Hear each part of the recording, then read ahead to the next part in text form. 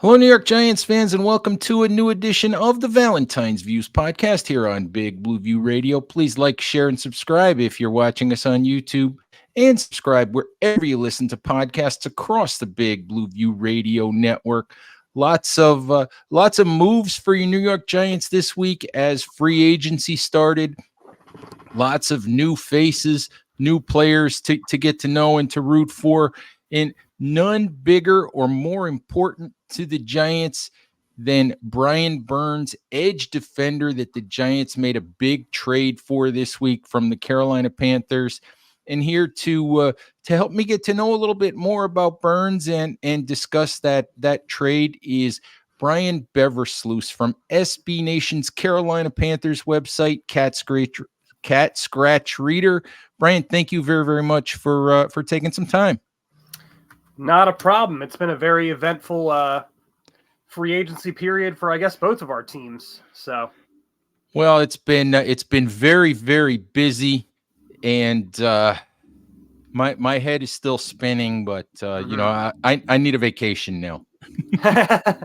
Yeah, it's been quite a lot on our side as well. Just all day, have to watch for signings and whatnot.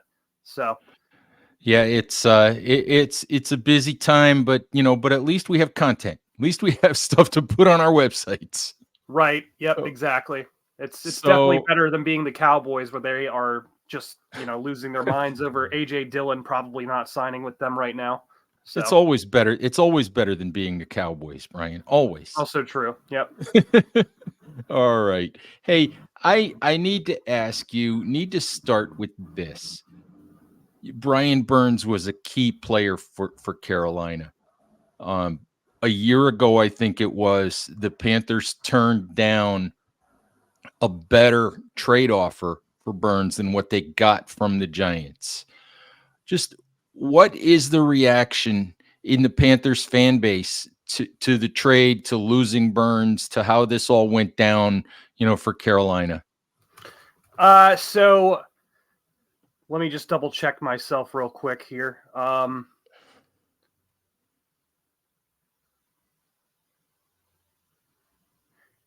It actually happened in 2022. First of all, that's part of that's the key key context to the trade as far as the Rams and the Giants offers. Panthers fans are still mad about it regardless, because they are not getting 2 first-round picks from the Giants. But the offer made by the Rams was made halfway through the 2022 season, when Brian Burns had the 5th-year option still on the table for the next season and the franchise tag. So there was a lot more time to negotiate a deal.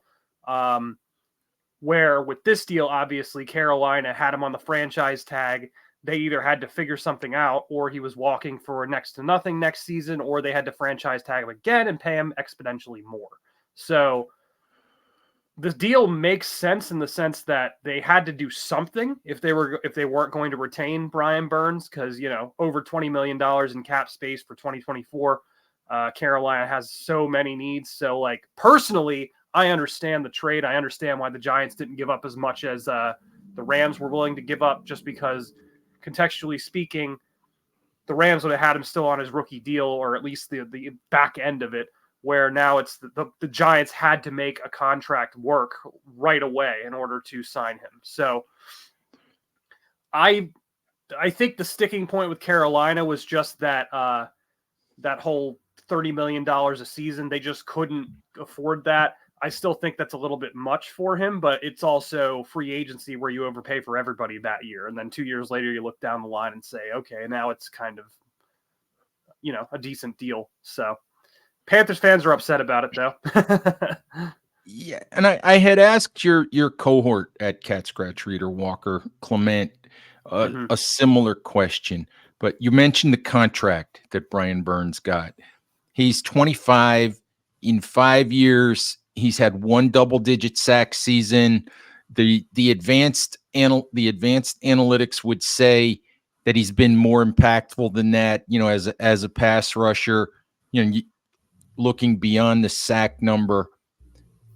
And I guess what the question comes down to is, can Brian Burns justify with his play, and maybe paired with Kayvon Thibodeau, with the Giants, can he justify what the Giants just paid him?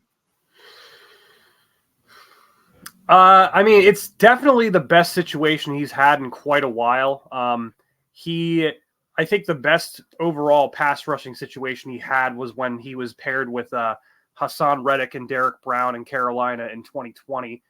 He ended up getting 9 sacks that year, though his actual pressure number was very good. He's always been very high in the pressure number. The biggest thing for him has always been finishing, getting those sacks. I think he can justify that number. But when you look at that number, you're looking at guys like Nick Bosa.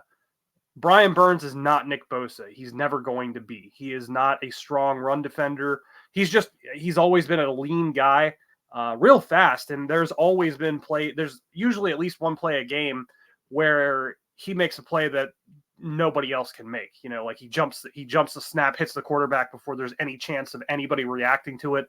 Like, he's a good player. He really is. It's just he's a different kind of player than those guys who get those top 2 to 3 contracts because he's more of a pass rush specialist.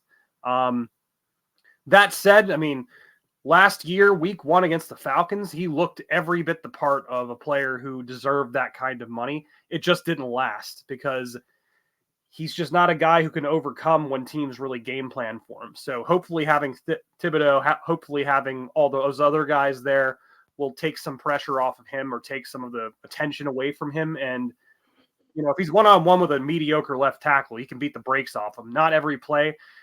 One of his biggest problems has always been that he disappears sometimes in games. He's not consistently that impact player. But when he is that impact player, he's real good and unblockable. It's just not all the time. I'm interested in the idea of, what he's been versus what he could be. And I guess that's part of what I already asked you is there more in the tank after 5 years, with Brian Burns? Is there more? Is there another level that you think he can reach? Or do you think that what he's shown is pretty much what he is? I think there can be another level. So the thing about Brian Burns was that, number one, when Ron Rivera brought him in, he was kind of miscast as a 4-3 defensive end, and he was really slim for a rookie defensive end. That's just not going to be his thing. He got better at all the things that 4-3 defensive ends do over time, but he's 25 years old. He's got insane athleticism, and when he's motivated, when he's on it, he can be very good. Do I think he's going to hit the level of somebody like Nick Bosa? No, I don't.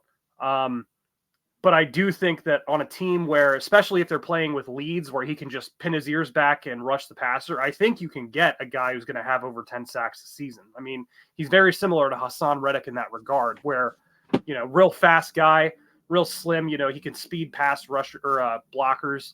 I think there's a chance that there's more to it. I mean, only being 25, it typically takes, I should say, defensive ends, defensive linemen a few years to really put it all together. And he came in real young I think it was 21 or even 20. So there's definitely a chance. And he's got the athletic skill set to do so. He's definitely had games where he took over and was just unblockable for the Panthers at times. It was just last season, not so great. Granted, there was a lot of the mental aspect of it since he didn't have his contract. The Panthers weren't very good, and he was worried about getting injured. But, I mean, I think that you look at the 2022 season, and that was kind of like where he started to really climb the next hill. And I think he can continue that kind of production. I think you could expect, 12 sacks if it's a good situation for them. Just, I don't know. It's hard for me to say. I mean, I think that I've always thought very highly of Burns. So for me, like, I could see him being one of those guys who's pushing 20 sacks if he's on a team that's doing real well and he's rushing the passer a lot, especially if they're not on the field as much as the Panthers defense has been over the last 3 years. I think there is definitely room for growth there. Yeah, I think Giants fans are excited about the idea of Burns and Thibodeau together. different types of pass rushers, different types of edge defenders. I think you said that. I gather that Burns is more of, I don't want to use the word finesse, but he's more of a speed rusher. He may not be a force player, against the run. Thibodeau's a power guy. His game is based on power. He can do other things. You like that combination, just as, when you think about what they could do together for the next few years? Yeah, I mean, it's as long as Thibodeau continues to develop, I would say, yeah, it's a good combination. I mean, Burns has definitely added to his power rush arsenal since he got into the NFL, got some more of that NFL weight program on him and whatnot. He's the kind of player where if he's got opposite somebody who is gonna also get sacks, he's going to, number one, command attention and potentially make that guy do better. I mean, Reddick had more sacks than him when he was with Carolina, and a lot of that just had to do with that. They're both people you have to pay attention to. So if Brian Burns is taking more of the attention where teams are more focused on him, he's going to disappear at times for you guys. But as far as the skill set and whatnot, I think it's a great pairing with Thibodeau. It's interesting. And I think it's really the biggest swing that Joe Schoen has taken in his 3 off seasons. So huge swing. Yep. Yeah. So there's, the money, bringing in a guy like this. So it really is a big swing. It kind of changes the Giants defense a little bit though.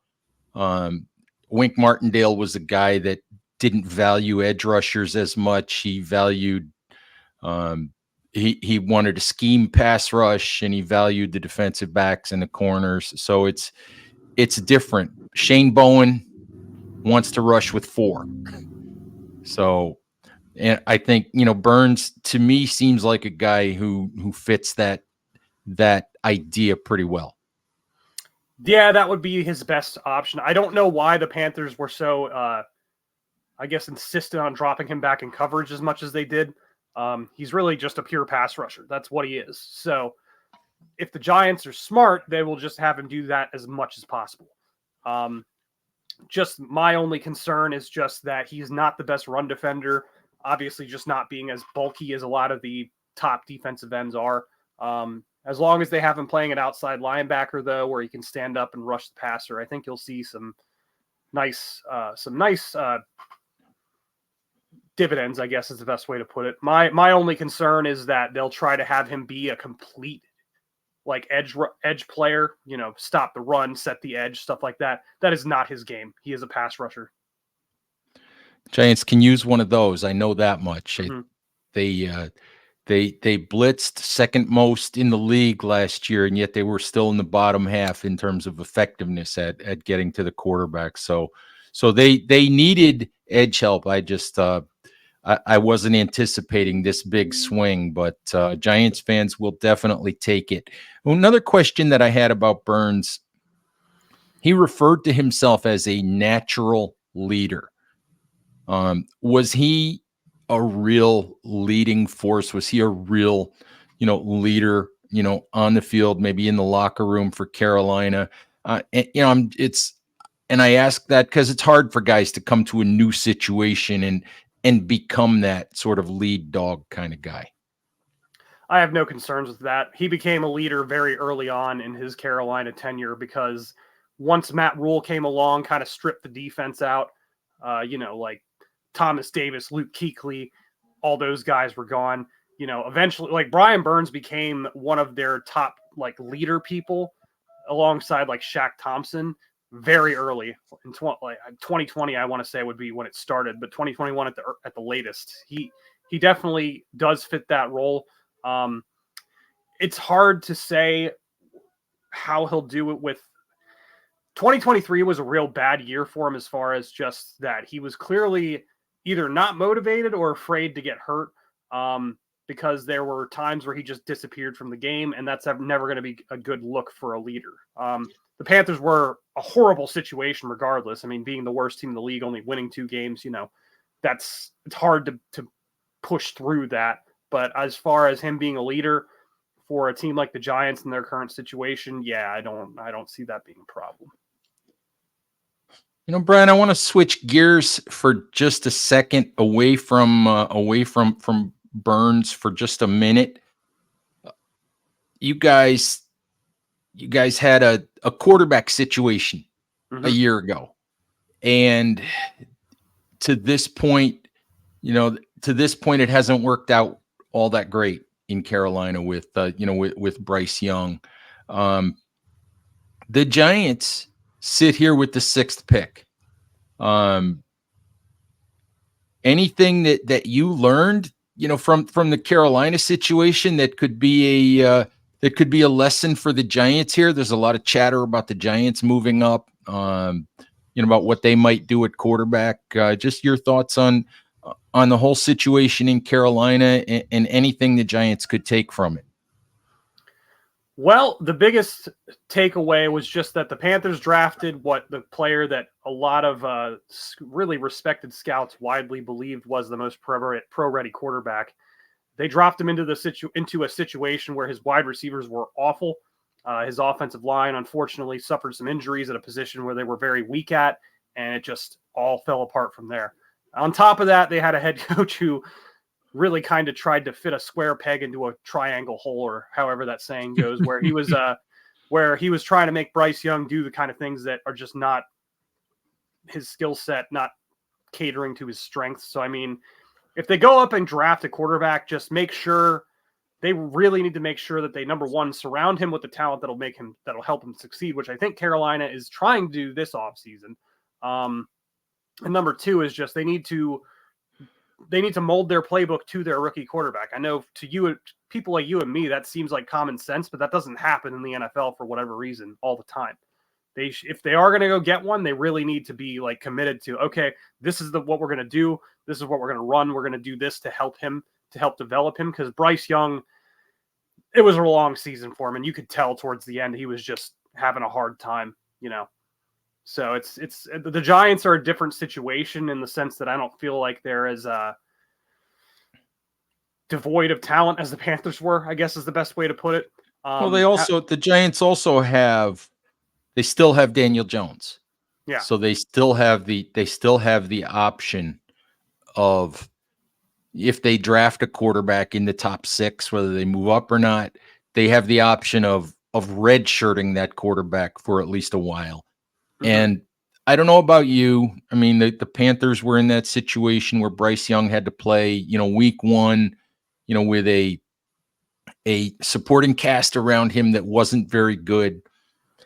I still like the idea of these guys sitting, whether it's for a whole year, whether it's for 3/4 of a year, whatever it might be. I still like the idea of a guy sitting at least for a while and learning and ironing out his mechanics and figuring out the NFL a little bit before he gets thrown out there. I don't know if you think that if Bryce Young had that situation, if it might have helped him a little bit. Well, the funny thing is they signed Andy Dalton, so in theory they did have the option to redshirt Bryce Young. I think what ended up happening in that situation was just that David Tepper was like, I want to see this quarterback play right now. And that's what happened. And honestly, in hindsight, I mean, it was a rough season for Bryce Young, but we got to really see what kind of player or what kind of person he is. Like, he still went to work every week. He actually had a really good game against the Packers at the very end of the season. He was like literally 1 second away from getting them to a field goal that would have beaten the Packers, who were a playoff team. I think it's valuable experience for him. I do. But at the same time, you can break a quarterback real easily doing that. So yeah, I kind of agree with your mindset, and just in a vacuum, like red shirt, give him a year, especially if you have somebody who's capable of starting. It just depends on the guy. Like you really have to figure out what kind of person they are. And Bryce responded extremely well to adversity. So we'll see if it picks up this year with a better offense, but who knows? He might be a bust anyway. It might not matter how well he responds to the team being bad. So yeah, well, some folks around the Giants are still trying to figure out what Daniel Jones is, and we're entering year 6, I think. So fast, Eli. You never know. That's who he is to me. Pretty much. Yep. Eli with wheels. Yep. Eli with wheels. only not as successful so far.